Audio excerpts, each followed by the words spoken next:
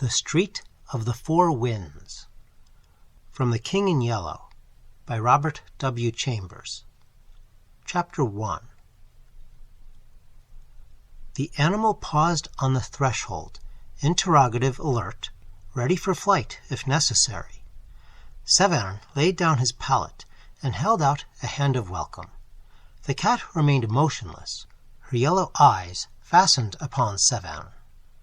"Puss," he said in his low, pleasant voice, "come in." The tip of her tail twitched uncertainly. "Come in," he said again.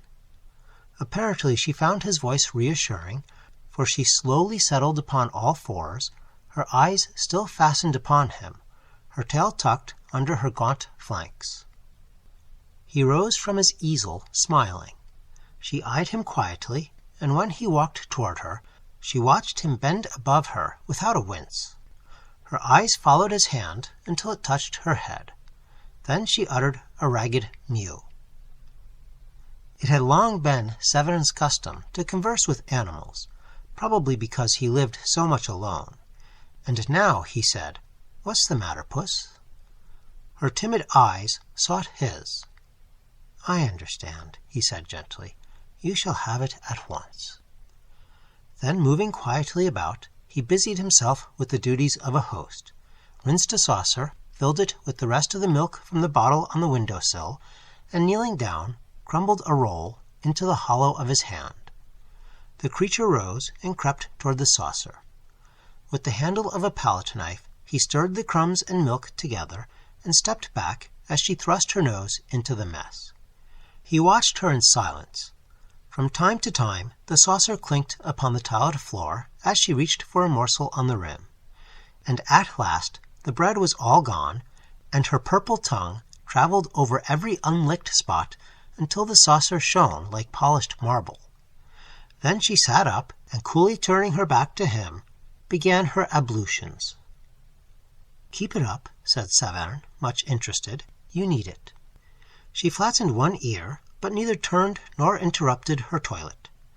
As the grime was slowly removed, Saverne observed that nature had intended her for a white cat. Her fur had disappeared in patches, from disease or the chances of war. Her tail was bony and her spine sharp, but what charms she had were becoming apparent under vigorous licking, and he waited until she had finished before reopening the conversation. When at last she closed her eyes and folded her forepaws under her breast, he began again very gently. "Puss, tell me your troubles." At the sound of his voice she broke into a harsh rumbling, which he recognized as an attempt to purr.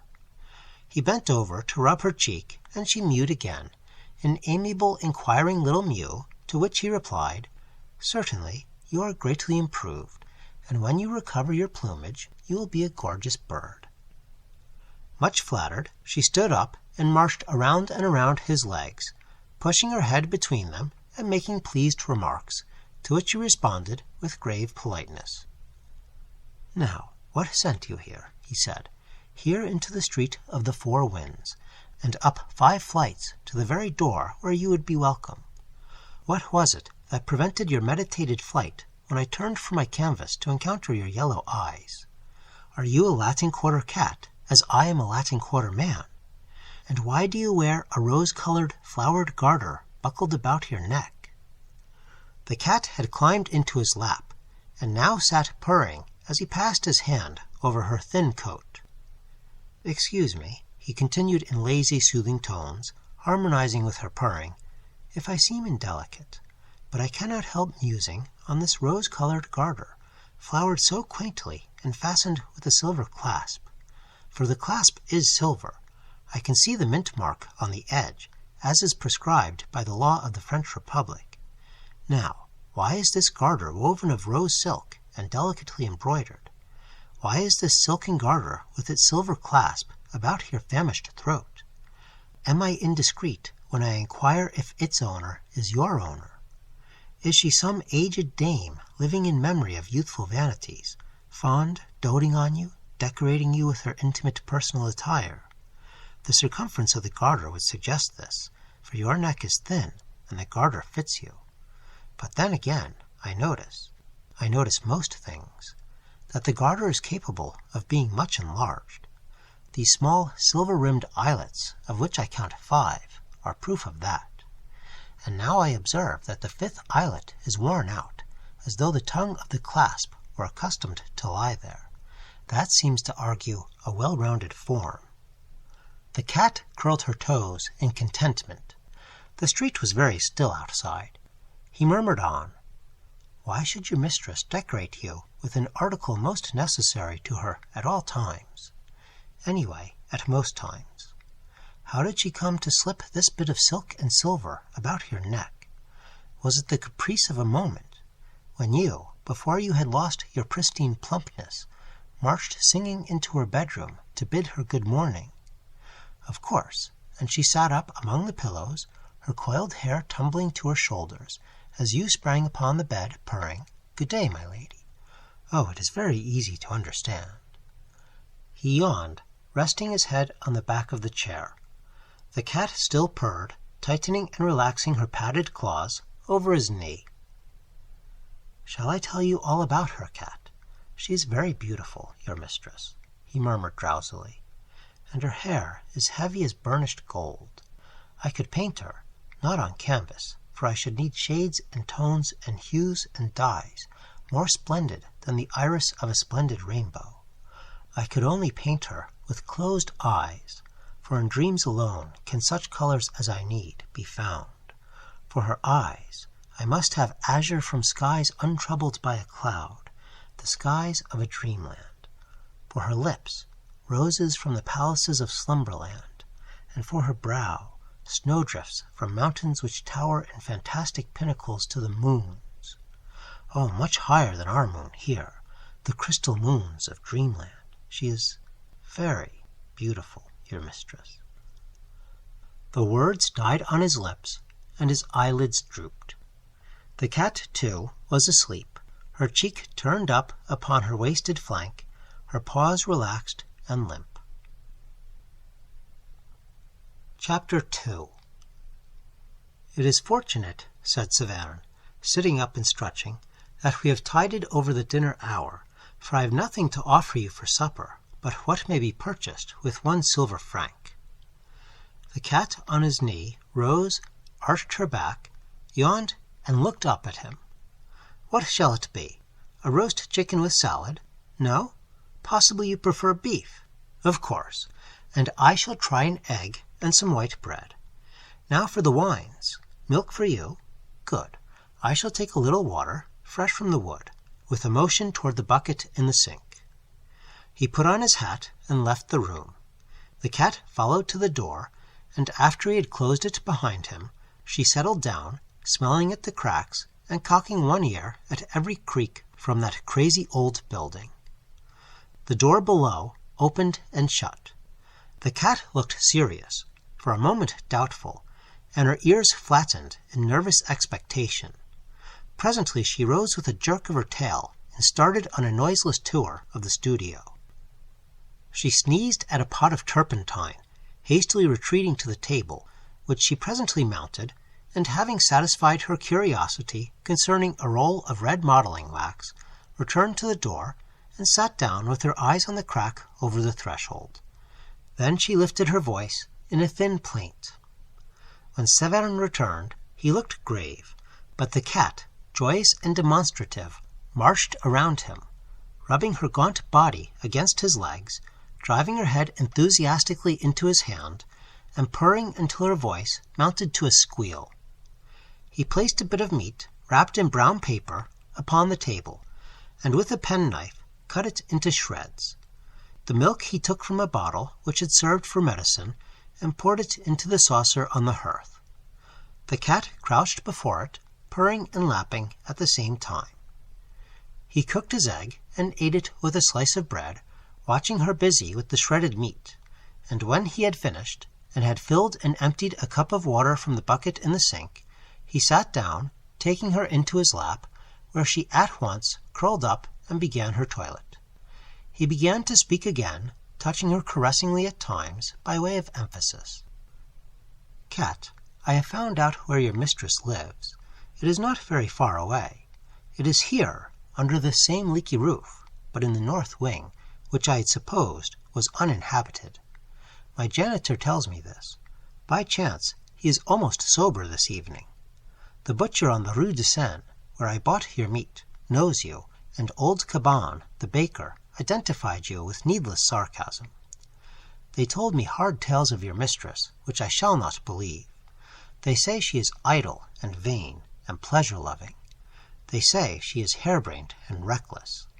The little sculptor on the ground floor, who was buying rolls from old Caban, spoke to me tonight for the first time, although we have always bowed to each other.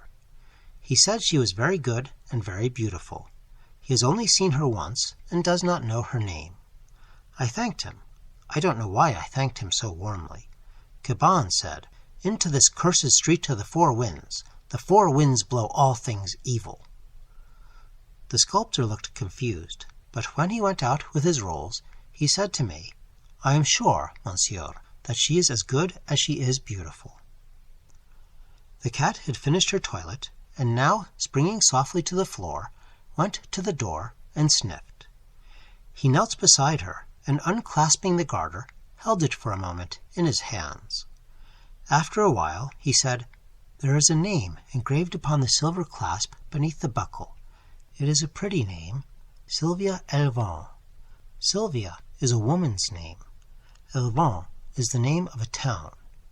In Paris, in this quarter above all, in this street of the four winds, names are worn and put away as the fashions change with the seasons. I know the little town of Elven, for there I met Fate face to face, and Fate was unkind. But do you know that in Elven Fate had another name, and that name was Sylvia?" He replaced the garter and stood up, looking down at the cat crouched before the closed door. "The name of Elven has a charm for me. It tells me of meadows and clear rivers.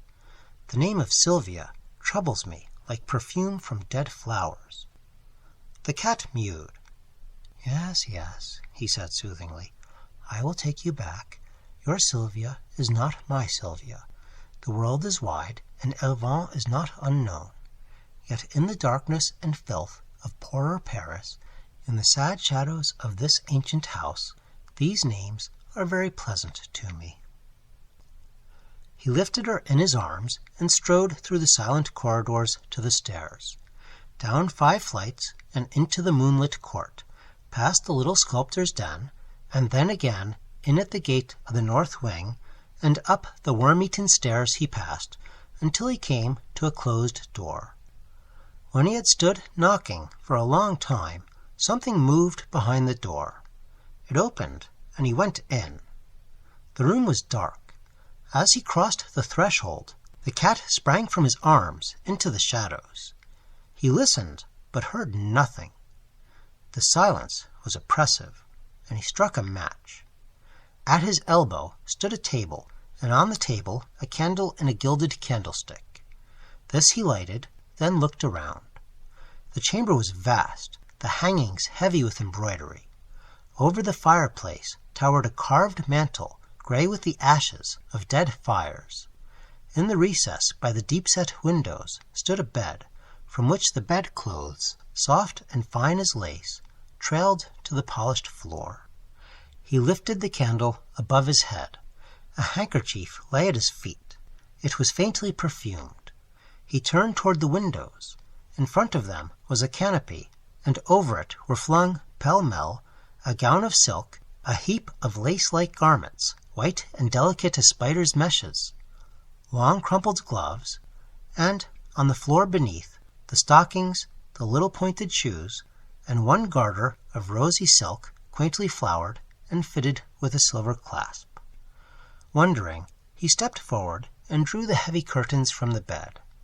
For a moment the candle flared in his hand. Then his eyes met 2 other eyes, wide open, smiling, and the candle flame flashed over hair heavy as gold. She was pale, but not as white as he.